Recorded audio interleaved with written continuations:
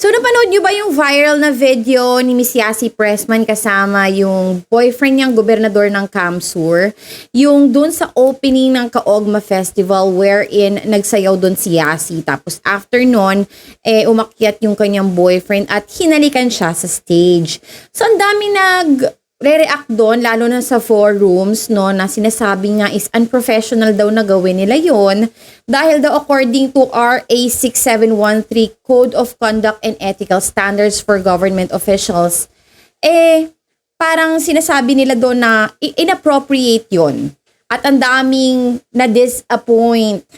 Talagang to the point na sinasabi nila kadiri daw talaga yung ginawa nilang dalawa. Kasi parang dapat yung mga ganun daw nangyayari na lang na may privacy silang dalawa. Wag na daw sa publiko.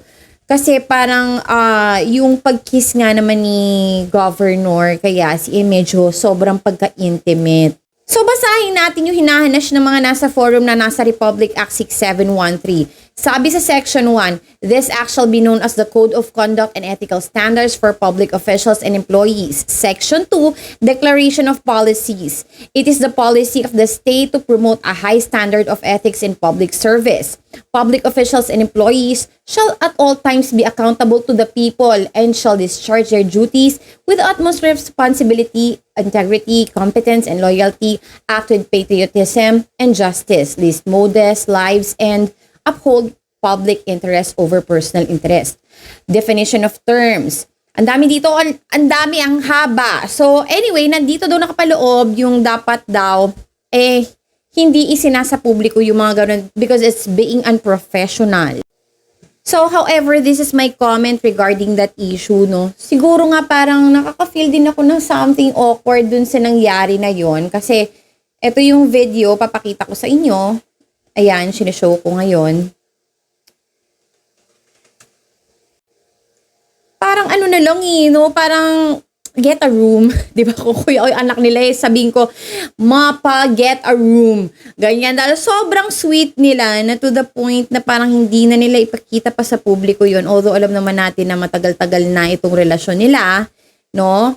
Imagine na, naglalakad na sila, palabas ng stage, nagkikiss pa rin sila, ganun sila ka-sweet. Na-understand ko yung mga ganito na nandun pa sila do sa stage na talagang in love pa sila sa isa't isa at talagang hindi nila matago yung kanilang emosyon kahit nasa publiko sila ay talagang pinapakita nila ito. Pero sana ilagay na lang sa tamang lugar yung mga ganitong scenario, no? Siguro smack pwede. Smack and hug na mapakita niya sa mga tao na mahal niya si Yasi. Pero parang yung ganito na parang, di ba? Ito naman ay sa akin lamang opinion. However, marami talaga nag-react din, no? Kaya ako medyo tinignan ko yung video. Alam mo naman, chismosa tayo dito sa ating channel. Kapag kami nakita tayo sa feeds na medyo pinag-uusapan, pinupuntahan ko kaagad yon. Tapos tinitingnan ko ano ba yung tinutukoy nila. Tapos ako naman, syempre kung ano yung initial na mararamdaman ko doon sa video or particular picture na nagtitrending, yun yung sasabihin ko, 'di ba? Pero minsan may mga tao kasi na hindi nagugustuhan yung komento ko. Iba-iba naman kasi tayo ng reaksyon tungkol sa mga bagay-bagay, di ba? Ngayon, ito yung reaksyon ko. So, ikaw, bahala ka sa reaksyon mo.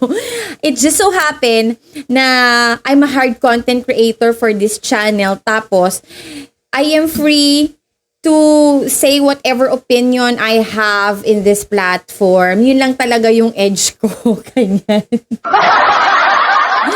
Kasi parte ng trabaho ko yun, mga mi.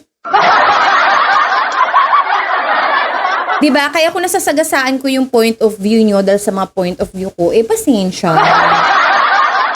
Hindi ko naman po sinasadya. Anyway, yun lang talaga. Hindi naman ako nagpapaka-conservative kasi hindi naman ako virgin. Magkakaroon pa nga ako ng anak ngayon ulit, di ba? Binawalan ako ng doktor nung last na panganganak ko dahil bawal na daw ako manganak. Pero ngayon, meron na namang kasunod. So, hindi talaga ako birhen. Meron din akong mga katangian na, medyo gigil din ako, ganyan. Yung asawa ko natatawa. Pero ano, anyways, yung mga ganong bagay kasi parang hindi na natin kailangan sa publiko. Naiintindihan naman natin yung parte na in love sila sa isa't isa. Pero yung mga ganon to the extent na ihiga mo, tas laplappers, ganyan. Parang hindi bagay na gawin mo sa harapan ng maraming tao sa isang festival, tapos lalong-lalo na baka may mga bata pa na nandoon at maisip nila na normal pala yun, manghalik in public, tas gano'n na parang halos ihiga mo na, ganyan.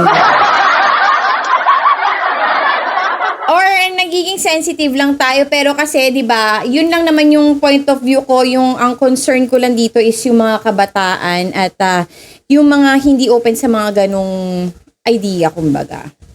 So anyway, thank you for joining me on this vlog at I'll see you on my next one. Ta-ta!